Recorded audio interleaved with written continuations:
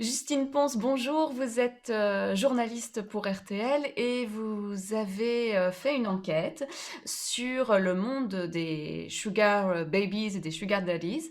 Alors, il y a quelques années, ça avait fait scandale, en tout cas à Bruxelles, avec une publicité, on s'en souvient, sur le campus de l'ULB pour encourager les étudiantes à se trouver un sugar daddy pour augmenter leur fin de mois un peu difficile. On a parlé à ce moment-là de prostitution par rapport à ce site. Vous, comment vous avez eu l'idée de faire cette enquête? C'était avant ça, je pense. Mais en fait, donc la publicité, elle a fait scandale, c'était en septembre 2017. Moi, j'étais encore étudiante à ce moment-là et j'entamais ma dernière année à l'université à Liège en journalisme. Et en fait, vu que la publicité, elle s'adressait directement aux étudiantes, moi, je me suis d'abord sentie visée, forcément, parce que j'en étais une à ce moment-là. Donc, ça m'a interpellée. Donc, je veux dire, l'appel était très clair. Et puis, la photo était aussi un peu interpellante. Donc voilà, ça a captivé mon attention, on va dire. Et puis, en fait, je me suis rendu compte, j'ai un peu suivi l'actualité qui a suivi justement cette publicité, et je me suis rendu compte qu'on s'intéressait beaucoup aux jeunes femmes étudiantes, et on s'arrêtait vraiment sur un profil en particulier, l'étudiante qui est sugar baby pour payer ses études et qui utilise ce moyen-là pour se prostituer. Et je me suis dit, ben, ça existe probablement, mais il y a sûrement d'autres profils qui gravitent, à mon avis, sur ces plateformes-là, et notamment les profils d'hommes. J'ai trouvé qu'on s'y intéressait très très peu et qu'il y avait vraiment un flou autour de ces hommes-là. Donc je me suis dit, ce serait vraiment intéressant de pouvoir avoir les deux facettes, en tout cas.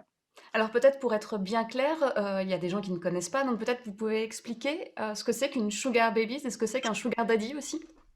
Eh ben, en fait, donc selon les définitions officielles des sites, ce sont des relations mutuellement bénéfiques, donc entre une sugar baby, qui est une jeune femme qui a envie de s'élever socialement, qui a envie d'améliorer son style de vie financièrement et professionnellement, et d'en apprendre via cet homme, le sugar daddy, qui est un peu mystérieux, qui a bien réussi dans sa vie professionnelle, qui est à l'aise, et qui va pouvoir, j'ai envie de dire, la prendre par la main et pouvoir l'accompagner, comme elle pourra aussi l'accompagner dans divers événements professionnels, en vacances, ce genre de choses. Donc c'est vrai qu'il y a vraiment un côté un petit peu luxueux, féerique de ce concept-là. Mais c'est toute la question, est-ce qu'on le retrouve en ligne? Ça n'a pas spécialement été mon cas. Donc vous avez fait plusieurs faux profils, aussi bien comme étudiante, Louise notamment, et puis vous avez fait aussi donc des profils masculins. Quand vous êtes étudiante, on vous propose assez rapidement en fait des relations sexuelles tarifées. Ah oui, oui, clairement, la composante sexuelle, elle est presque toujours présente. Alors, soit ce sont des hommes qui en parlent de manière très, très crue, en disant, ben voilà, moi j'ai envie de faire ceci, de faire cela, avec des termes sexuels très clairs.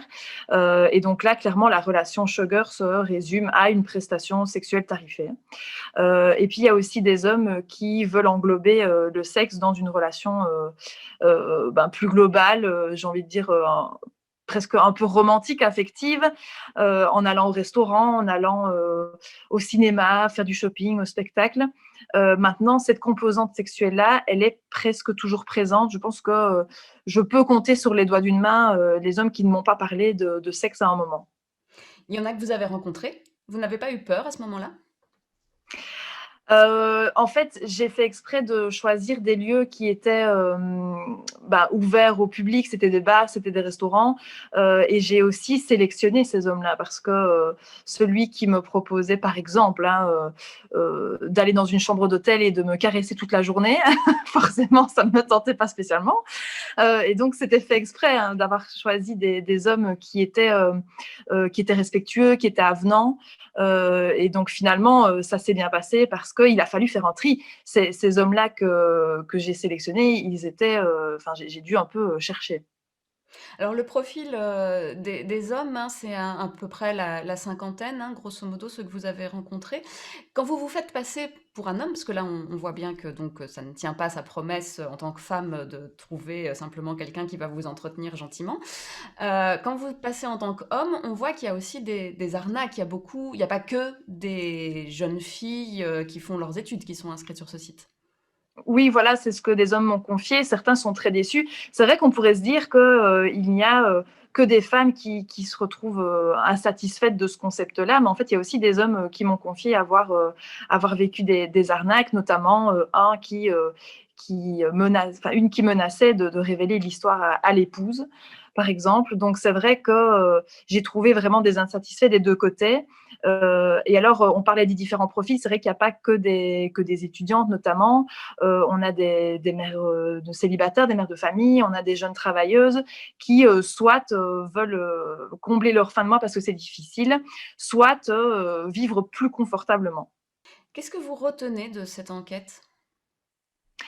Je retiens que beaucoup d'hommes ont l'image en fait de la femme marchandise, que finalement, peu importe qui se trouve derrière le profil de cette jeune étudiante, de cette jeune maman, cette jeune travailleuse, beaucoup n'y voient que ben, finalement un bien de consommation en fait, parce qu'on paye pour un service. Pour une femme, pour une compagnie.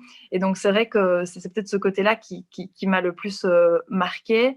Et puis, c'est peut-être aussi le langage de certains hommes qui n'est pas toujours très élégant malheureusement, et qui, ben voilà, moi en tant que femme, m'ont aussi un peu heurtée.